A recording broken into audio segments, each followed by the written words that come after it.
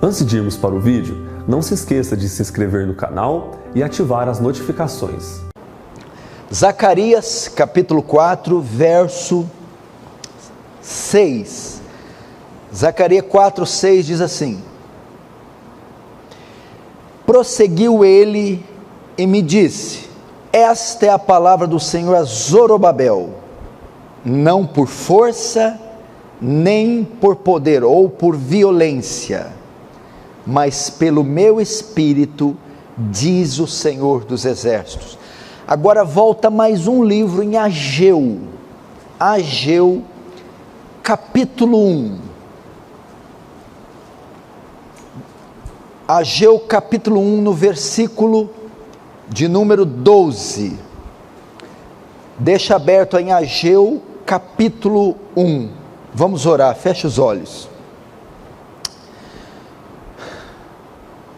Pai Santo, Deus tremendo, Deus trino, onipotente, onisciente, onipresente, grande em força, forte em poder, imensurável, extraordinário, santo, belo, a quem devemos toda a nossa honra, todo o nosso louvor, a quem deve receber toda a glória que é devida, que nesse culto da manhã possamos estar quebrantados e fascinados com a sua beleza e com a sua bondade dispensada sobre nós, miseráveis pecadores.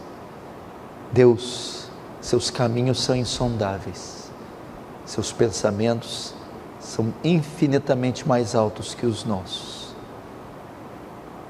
mas que hoje o Senhor compartilhe um pouco conosco desses pensamentos e agracie a tua igreja, despejando sobre ela graça, o poder de Deus, consolando, fortalecendo, convencendo,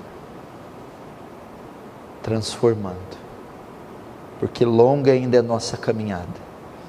Faz teu reino avançar, Senhor, receba a glória para si e nos conforma à imagem do seu Filho, em nome de Jesus, amém. Irmãos, eu quero falar com vocês hoje, à luz do texto de Zacarias, sobre avivamento, uma obra sobrenatural. Avivamento, uma obra sobrenatural. Quem não esteve aqui no domingo à noite, domingo de manhã, no domingo passado, eu preguei sobre a depressão e os seus males. À noite, pela manhã eu pretendia repetir essa mensagem à noite, mas não foi isso que aconteceu. O Espírito me inclinou a falar sobre avivamento, influenciado pelas leituras que eu tinha feito um dia anterior. No dia, nós aqui decidimos falar sobre avivamento, e a igreja ficou muito mexida com o culto noturno, com a mensagem, e a resposta, os efeitos da mensagem noturna foram tão grandes, que um dia depois, na segunda-feira, tínhamos mais de 100 pessoas reunidas, às 8 da noite, para orar ali no Jardim Tropical, naquele vale que temos ali. E esse espírito de avivamento, esse despertar, aconteceu com alguns aqui. Uma fome por Deus, um desejo por mais de Deus foi iniciado esses dias.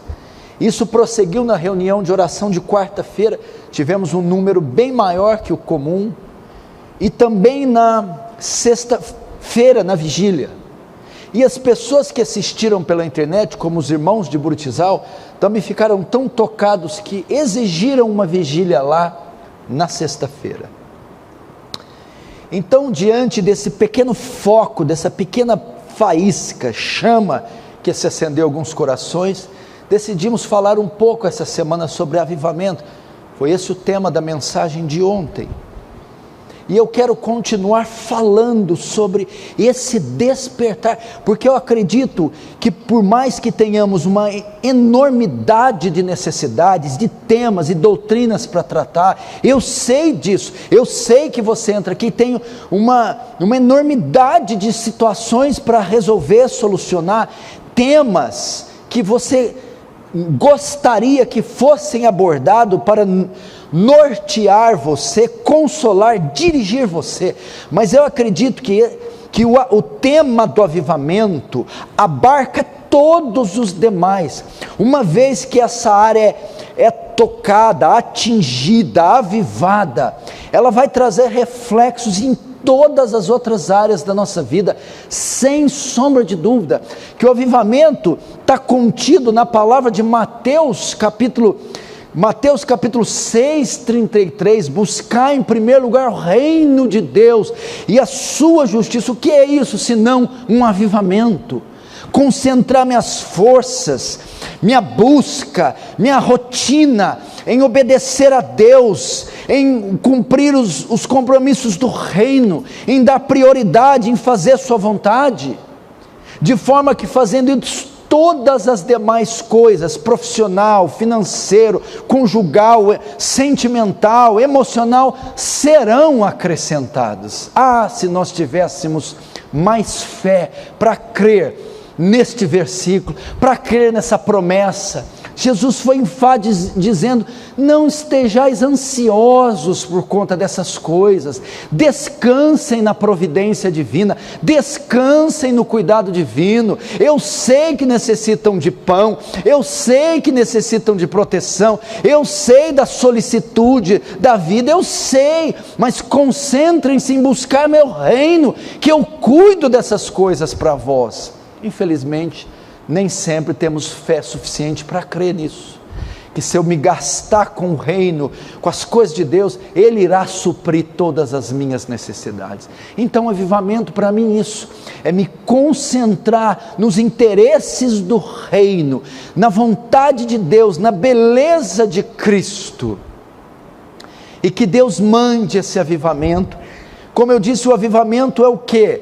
É uma invasão da graça de Deus, é uma invasão do Espírito de Deus no indivíduo, na congregação, é um dilatar da fé, é uma visitação extraordinária da parte de Deus, que suscita no coração do crente aquele desejo ardente por Deus, aquela fome por Deus, fome pelas Escrituras, aquele repúdio do pecado, aquela força para me santificar, aquela vida minguada, aquela vida sofrível, aquela vida árida, seca, se torna num manancial de águas vivas e se enche de entusiasmo. Isso é um avivamento.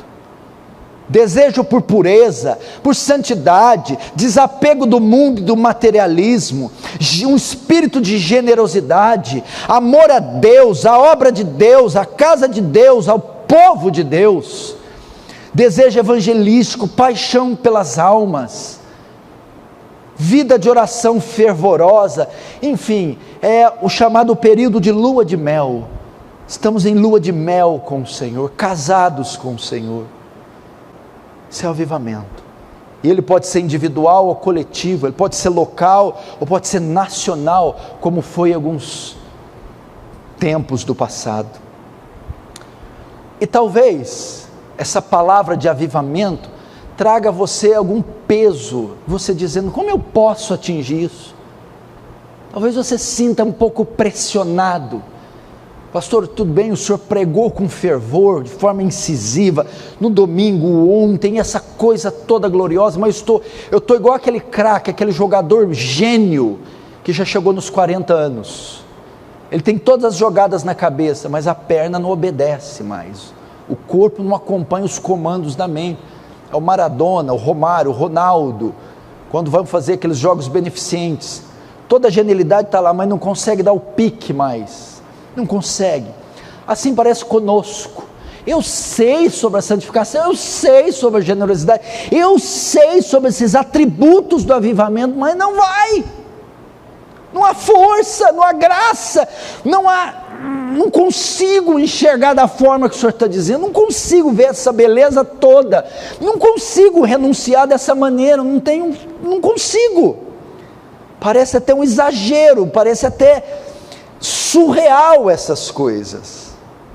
Pois deixa eu te dizer, para você não ficar pesado, você precisa entender, a carne não pode produzir avivamento. A carne não pode produzir nada no tocante às coisas do reino. O avivamento é uma obra sobrenatural, é uma obra da graça divina, cujo agente é o Espírito Santo. A parte da graça de Deus, a parte do Espírito Santo, nós não podemos executar obra alguma, quanto mais essa obra extraordinária, que é o avivamento. Então, quando eu falo de avivamento aqui, quando eu falo do despertar, quando eu falo de abrir mão das posses para os pobres, quando eu falo dessa santificação, enfim, Jonathan Edwards, John Wesley, Charles Spurgeon, essa coisa toda, eu não estou esperando uma resposta a partir da sua carne, a partir da sua força humana. Eu não estou esperando que a sua natureza responda essa exigência. Não, ela não irá fazer. Eu estou esperando que haja uma intervenção divina sobre você, sobre a congregação, sobre mim. É somente dessa forma que você pode, no mínimo, reconhecer o avivamento, entender, assimilar. A parte do Espírito Santo nem compreender você pode, você achará pesado, radical, você achará um fardo. Há um texto em Lucas que Jesus diz assim: e abriu-lhes os olhos para que entendessem as Escrituras. Nem compreender o que ele estava dizendo era possível, nem uma matéria, nem algo didático podia ser assimilado à parte da graça.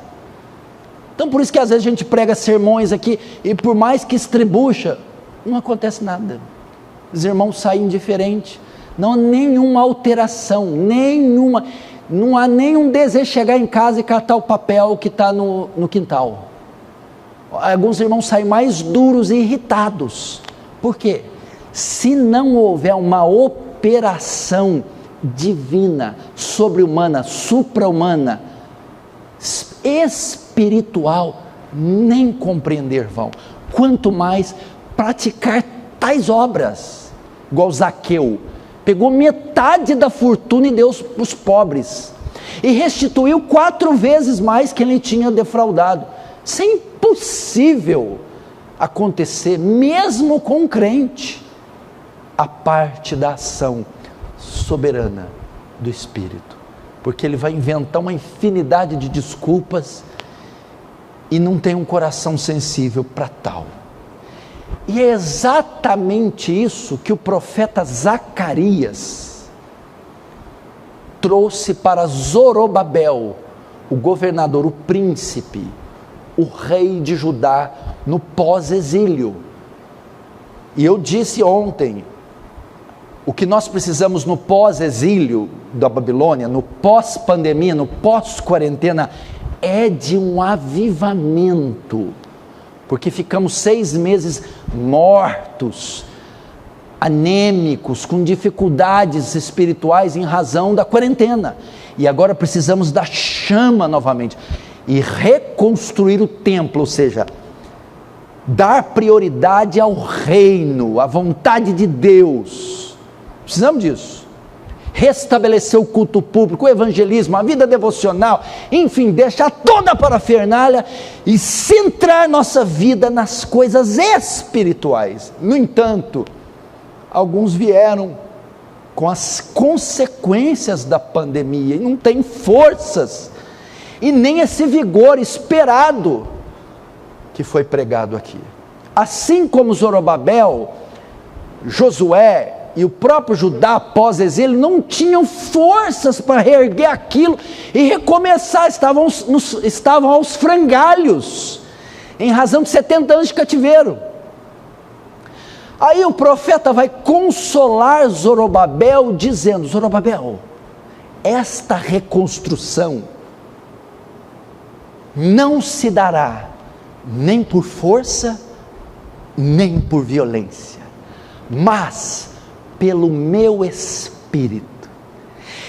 Esse recomeço da pós-pandemia, este avivamento esperado por mim e por você, essa expectativa de você imergir nos rios de Deus e retornar ao primeiro amor e ter uma vida superlativa, não virá nem por força, nem por violência, mas é uma obra do Espírito Santo.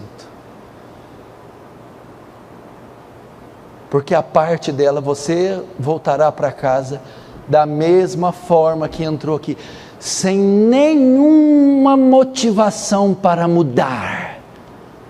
É pelo meu Espírito.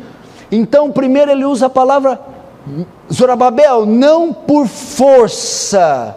O grego aqui é rail, é um termo militar usado como bravura, era usado com relação aos exércitos de Salomão. Salomão tinha uma guarda, tinha uma escolta, e ele está dizendo: Zorobabel, não é por essa força militar, não é pela bravura de vocês. Por quê?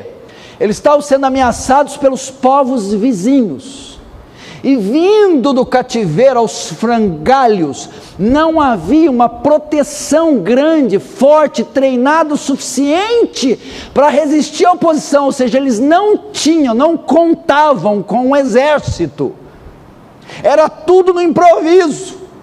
Então trazia a Zorobabel medo: como é que nós vamos fazer? Ele: fique tranquilo, não é através da força militar, não há necessidade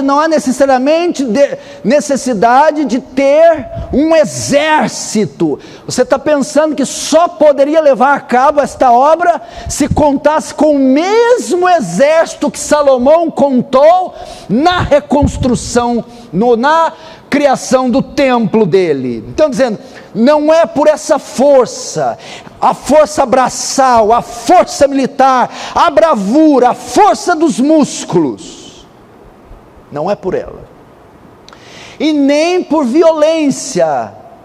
A palavra violência é kohá, quer dizer a força dos carregadores. Era usada num termo Neemias, com mão de obra. Eles não tinham nem exército para garantir a proteção contra os samaritanos, e nem mão de obra qualificada, recursos. Essa é a ideia. Então, em razão disso, estava abatido: não vamos conseguir levar a cabo a obra. Ele diz: você não vai precisar nem de força e nem de violência, nem do poder militar, nem da mão de obra dos recursos humanos. É isso que ele está dizendo: a obra não se fará assim, mas pelo meu Espírito, diz o Senhor. O Espírito aqui é Ruach, é o mesmo Espírito que atuou na criação, o mesmo Espírito que abriu o mar vermelho, e o mesmo Espírito que soprou. A palavra hebraica é a mesma usada para o Espírito que soprou sobre os ossos secos, soprou sobre o mar vermelho, fendeu, e que estava atuou na criação do universo. É pela força do Espírito. Ou seja, o que Deus está dizendo a Zorobabel: Zorobabel, esta obra só poderá ser concluída de forma sobrenatural. Há que haver intervenção divina. Sem a minha mão poderosa, sem a minha ação, vocês não conseguirão refrear a oposição, vocês não conseguirão dar cabo a esta obra. É isso que ele está dizendo. Então, ao mesmo tempo que ele está dizendo, não se preocupem, não temam, ele está dizendo, não será na força do braço, não será com seus recursos, mas pelo meu poder, providência, milagre, ação miraculosa, proteção, provisão. Deus está falando conosco a mesma coisa para você se acalmar. Primeiro, não é pela força, não é pelo ranger dos seus dentes, pela contração dos seus músculos, não é se autoflagelando e se impondo penitências, não é por essa força que o avivamento virá. A carne não pode produzir isso. Não espere que isso venha de você. É isso. Não confiemos em nós, nas nossas habilidades, nos nossos talentos. Muita gente acha que pode produzir o avivamento. Você pode ver em igreja, reunião de avivamento toda sexta. Sábado não tem avivamento, só sexta. Reunião de avivamento das 10 às 11, meia-noite não tem mais avivamento, o Espírito Santo fechou, ele já cumpriu o expediente. Não é assim. O avivamento, ele é inesperado, ele é imprevisível, ele é soberano. É quando Deus decide, é quando Deus, segundo o beneplácito da sua vontade, Ele então abre os céus e despeja uma graça sem medidas sobre a igreja. Então nós não precisa querer provocar o avivamento, e também não é por violência, não são nossos recursos, não é o nosso ativismo que vai produzir isso. E essa mensagem é para acalmar você, porque quando pregamos sobre avivamento, estamos falando da necessidade do avivamento, não estamos dizendo que devemos produzir, mas ao pregar, estamos dizendo que devemos esperar um avivamento, ansiar pelo avivamento, na esperança que Deus, em sua soberania, visite o seu povo, visite a sua congregação. Nem por violência, mas pelo meu Espírito. Aí ele mostra, é uma obra sobrenatural, é uma obra divina. Foi o que aconteceu em Atos capítulo 2, no Pentecostes. Eles tinham que esperar a promessa do Pai, mas não podiam fazer nada além disso, senão esperar em oração. E o que aconteceu? Estavam todos reunidos no mesmo lugar, como de repente veio do céu um som veemente impetuoso, e encheu todo aquele lugar, e foram vistas como línguas de fogo pousando cada um, e cada um falou em língua segundo o que o Espírito Santo concedia que falassem, e todos foram cheios do Espírito Santo. Bom, aí você sabe como foi. Ezequiel, a mesma coisa. Eles estão lá e Deus vê aquela multidão de ossos e ordena vento dos quatro cantos, sopra! E foi então que os ossos vieram à vida. É pelo Espírito. É pelo Espírito Santo. Isso aconteceu em Ageu. Aconteceu com Ageu. O povo, quando voltou do cativeiro babilônico, necessitava fazer isso, necessitava reconstruir o templo, reconstruir o altar. A ênfase era no reino, a ênfase era na vontade de Deus, mas eles não estavam conseguindo fazer isso.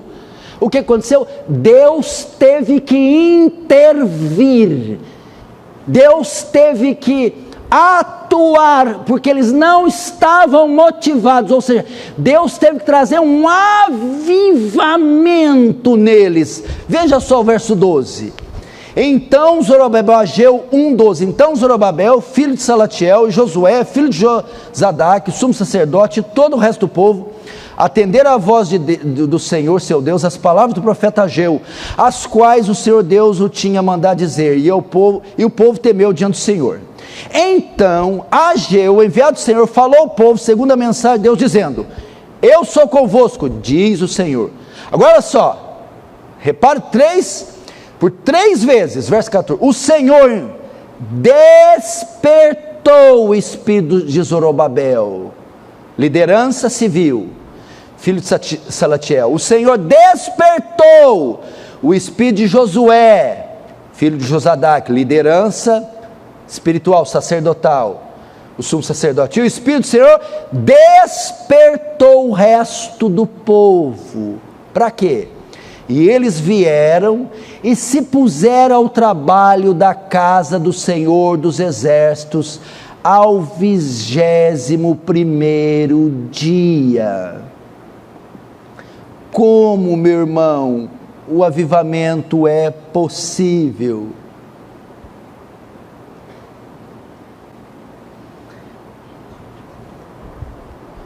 Entendeu?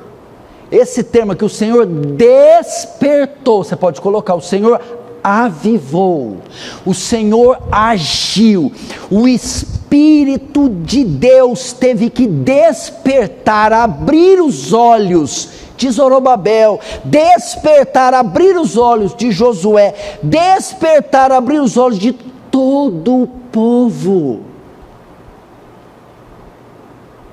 Então vejam só, para a reconstrução do templo, ou seja, para o primeiro amor, para a ênfase ser colocada no reino, para eles voltarem ao culto público, renovarem a aliança, para ter aquele vigor, o Espírito de Deus teve que despertá-los, teve que abrir os olhos, de outra sorte não fariam. Você vê uma nítida referência aqui ao avivamento. Veja só, e a mesma coisa, não foi por força, nem por violência, foi pelo meu Espírito, diz o Senhor. E o que acontece aqui? Veja só, eles voltaram do exílio, e deixaram a casa do Senhor, e foram mexer com as casas estucadas. Aqui tem duas coisas que acontecem conosco, quando a parte do Espírito, eles não conseguiam ver o valor que tinha reconstruir o templo. 70 anos do cativeiro, eles não viam valor, deixar aquilo lá, eles não viam necessidade de restaurar o altar, não viam necessidade de estabelecer o culto, eles viam aquilo ali, tá ali, amém. É como nós às vezes não conseguimos ver a grandeza do culto, a grandeza da fé cristã, a grandeza do que é o avanço do reino, das nossas atividades espirituais. Às vezes estamos com sentidos embotados, cegos, indiferentes, não conseguimos ver. Estava lá 16 anos em ruínas, pós-exílio. E eles passavam por eles, então não conseguiam ver, mas não é isso tudo que o pastor prega assim, gente. Não é assim também, a gente tem que viver. Esse negócio só Bíblia, só Deus, não, é de vez em quando, tá? E não conseguiam também ver o pecado que eles estavam cometendo, pegando os recursos destinados para o templo e aplicando nas casas estucadas, dormindo com a consciência tranquila todos os dias,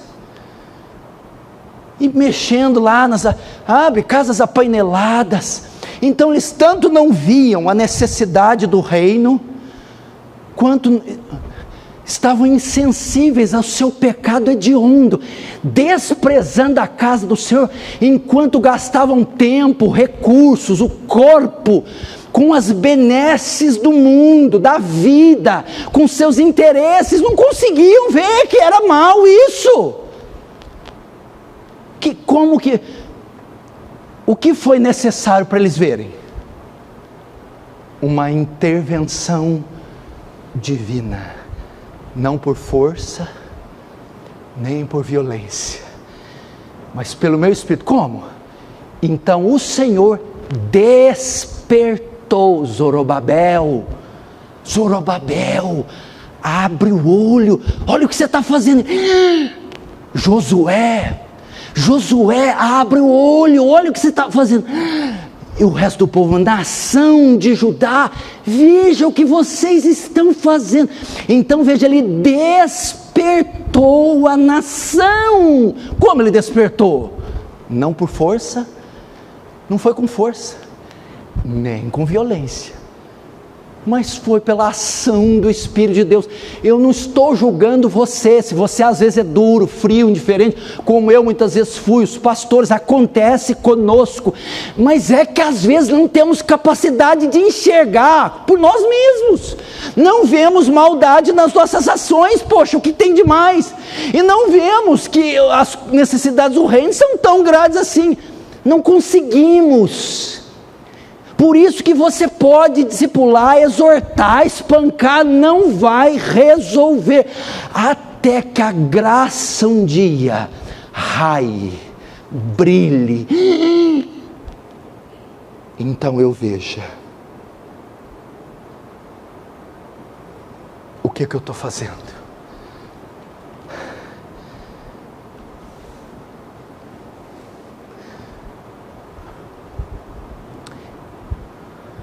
Então veja só, escuta aqui, olha para mim, eles teriam que ser convencidos que pegar os recursos e aplicar nas casas estucadas era pecado. Eles teriam que ser convencidos que aquilo que estava parado tinha uma grandeza sem precedente, o templo, o altar, e que eles deviam se aplicar. Agora, João capítulo 16 diz, quem é que convence? E o Espírito Santo, quando vier, convencerá. Então os artifícios humanos não podem convencer o homem. A palavra convencer no grego é trazer à luz. Só o Espírito de Deus pode iluminar você e dizer, pare! Só o Espírito Santo pode colocar aqueles cacos, que é aquele templo, e mostrar beleza, grandeza naquilo. Como é que aquela coisa imunda, feia, tem algum valor? A parte do Espírito Santo não tem mesmo.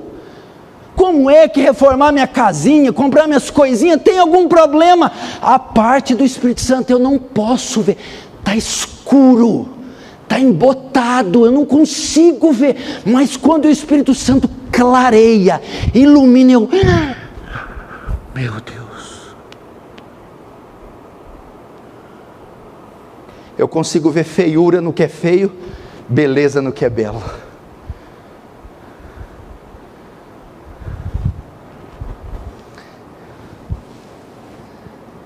É só o Espírito Santo. Para santificação, Espírito Santo. Se pelo Espírito mortificar as obras da carne, vivereis. Olha só, é pelo Espírito. Ler a Bíblia, até para ler a Bíblia eu preciso do Espírito.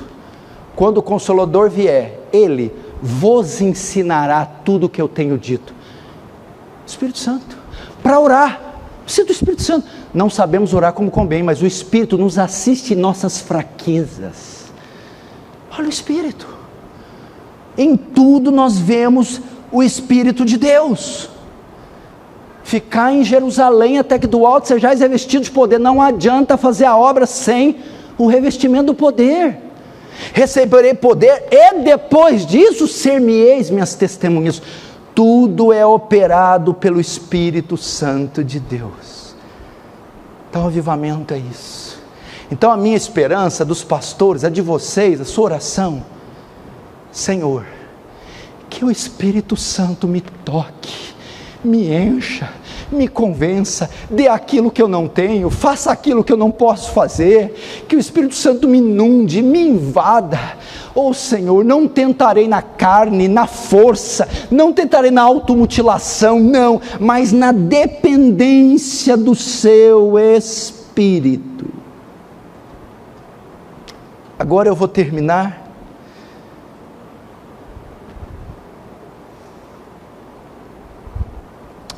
Qual foi o instrumento que Deus usou para o despertamento de Judá?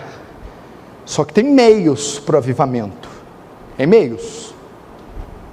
Ele é soberano, ele é imprevisível, ele é sobrenatural, ele é divino, depende do bom prazer da vontade de Deus, mas ele tem meios. Qual foi o instrumento que Deus usou para o despertamento de Judá? O profeta Ageu.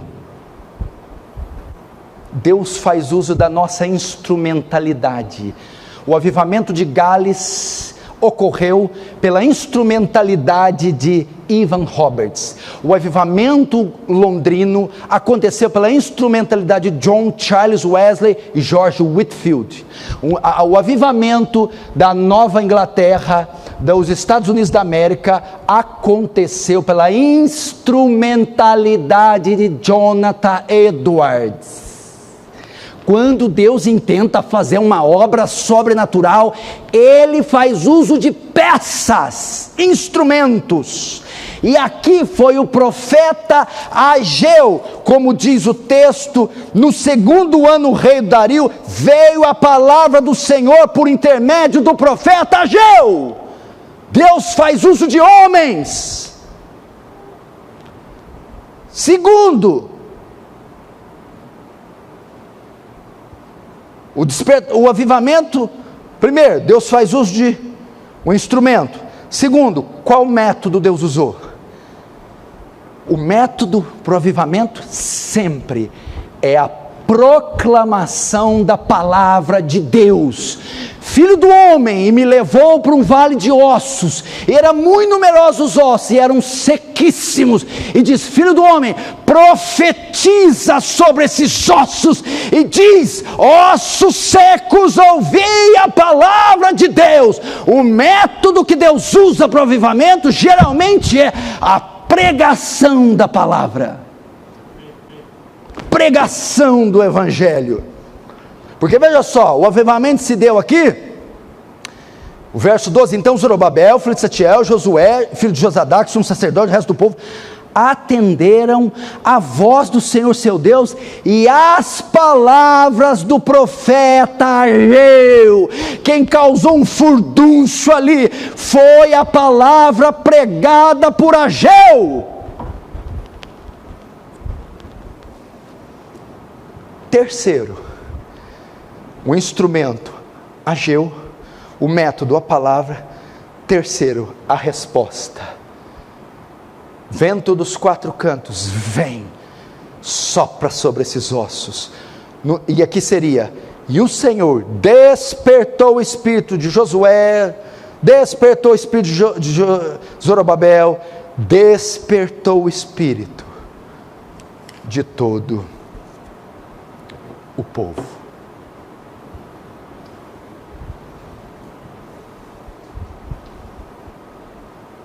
E assim nós tivemos um avivamento.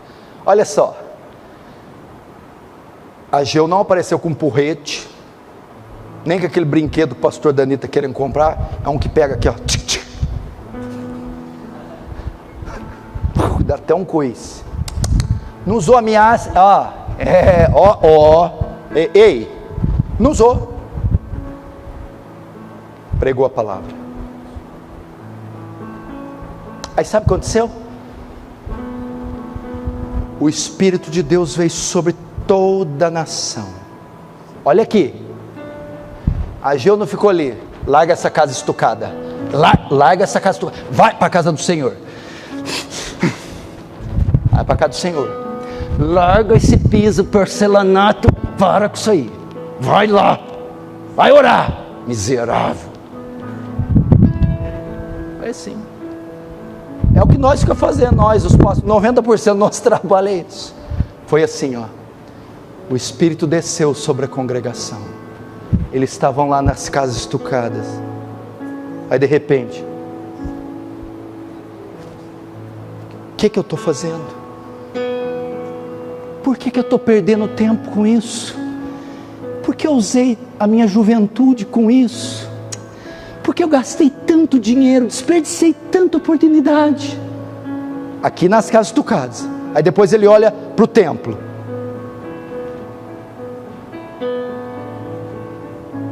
Olha o templo do Senhor. Olha o templo parado em ruínas. Meu Deus, e ele se dirige. Eu não posso deixar a casa do Senhor desse jeito. Eu não posso deixar o culto abandonado aos frangalhos. Então, espontânea, voluntária, alegremente ele desiste do materialismo, do mundanismo, da obstinação, da cegueira. Os olhos se abrem e ele se volta para o reino, sem nenhuma imposição. Foi uma obra sobrenatural, foi um despertamento. É isso que eu desejo para nós, é marcar a vigília, não ficar ligando daí, você vai vir, não, eu vou ser quarta-feira, pastor, hoje tem vigília. Não, filho, hoje é reunião de quarta, vigília é sexta. Tá bom. Você está adiantado uns 2 dias. Espontâneo. Pastor, então, eu vendi um negócio aí, sobrou um dinheirinho, eu quero ajudar alguém. O terreno, a escola, um irmão mais pobre. Pastor, eu estava vendo meu armário e eu vi que eu tinha 38 sapatos. Eu acho que eu não preciso disso tudo, não. Não precisa mesmo, você tem só 2 pés, filha. Estou querendo doar alguns. Pastor, eu estava com um laptop, um tablet, um computador de mesa, 3 celulares. Eu quero abrir mão dessa parafernália tudo que eu não aguento mais. Tá, mas alguém mandou? Sua mãe brigou? Não. É eu que não quero. Pastor, eu sentei com a minha mulher e falei, meu Deus, o tanto de dinheiro que estamos desperdiçando, gastando. Vamos reduzir os custos. Vamos parar de esbanjar, pastor. Cara, mas quem que mandou? Não, eu fui tocado por Deus. Pastor, eu e minha mulher, meus filhos, nós combinamos que vamos fazer culto no lar todos os dias. Que não vamos ficar um dia sem ler a Bíblia. E não deixar de orar, nem que for 20 minutos, todo santo dia. O dia que a gente não fizer, vamos pedir perdão por esse pecado contra Deus. Mas quem que mandou? Ninguém mandou, pastor. Eu não quero. Pastor, está acontecendo uma revolução lá na escola, no trabalho, no vizinhança. O que foi? Eu decidi evangelizar. Eu dou folheto, eu dou Bíblia, eu prego, eu choro, eu oro. Não, pastor, chega, já passou a alma demais na minha mão e eu me calei. A partir de hoje não vou mais me calar. Mesmo que eu me atrapalhe, que eles briguem comigo, eu vou pregar o evangelho. Mas por que, menino? Ninguém pregou daqui sobre pregação. Não. Eu fui inclinado, pastor. Eu comecei a olhar para aquele povo, aqueles funcionários meus, o meu patrão, aqueles clientes. Falei, meu Deus, coitada dessa mulher, está perdida. Coitado desses homens. Como é que eu posso me calar? Mas quem te obrigou? Ninguém me obrigou não, pastor. Nasceu, brotou, jorrou, aqueceu, inflamou e foi irresistível. Eu não pude segurar mais, pastor. Brotou. É tão bom quanto é assim. Estava comentando com os pastores ontem. Sabe como nasceu a Defesa do Evangelho, a Igreja Aliança do Calvário? Meu ministério foi através de um avivamento entre os jovens. Se você vê o que eu e esses pastores, o Tiago, fazíamos, era inexplicável. Orávamos da meia-noite às 6 da manhã, todos os finais de semana. Fazíamos jejum de 5, 8, 10, 15 dias só bebendo água. Orávamos 5 horas por dia.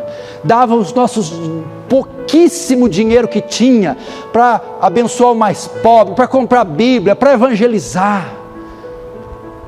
Ninguém queria saber de música, de cinema, de shopping, do tênis de marca.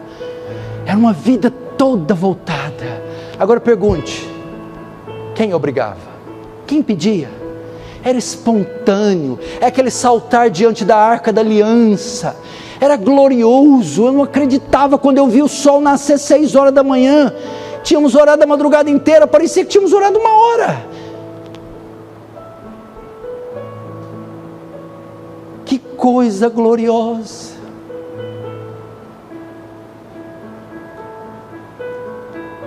E aquilo lá não era nem por força, nem por violência. Falei para o pastor Danilo assim, ele queria ler um livro sobre satanismo. Estava muito novo na fé, não vou deixar não, quero ler. Tá bom, se você ler 10 vezes cada evangelho, eu deixo você ler o livro. Ou seja, você vai ler 40 evangelhos, 40 vezes o evangelho. Ele leu 10 vezes Mateus, 10 vezes Marcos, 10 vezes Lucas, 10 vezes João. Agora pode ler o livro. Não quero mais. Você fazer um vó desse, eu vou ler 10 vezes. Ele disse que se lembra até hoje, coisa que ele decorou naquela época, de tanto ler.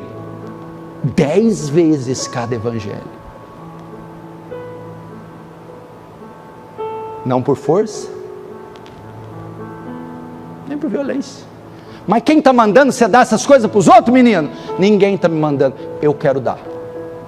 Mas quem está mandando você ficar trancado no quarto e lendo Bíblia desse jeito? Ninguém está mandando, eu quero ler. Mas quem está mandando você não pôr roupa curta mais? Por que você está pondo vestido mais longo assim? Por que você está tampando os seios? Eu gostava tanto. Ninguém está mandando, é eu que quero cobrir. Por que você ficou bom? Por que você parou de ser grosso, estúpido? Por que você está mudado? Que é isso? Quem falou com você? Ninguém falou comigo. O Espírito Santo que chegou para mim, levante as mãos. E eu me rendi. Vamos esperar. Se essas mensagens estão vindo, pregando semana passada, ontem, meu irmão, não pode ser acaso isso aqui, não pode ser da carne, pode ser o sinal, pode ser uma pequena nuvem do tamanho da mão de um homem, mas pode ser um sinal que vem chuva, abundante chuva. O que eu posso fazer, pastor? É a minha parte. Ore, pelo menos orar você pode. Amém? Vamos começar.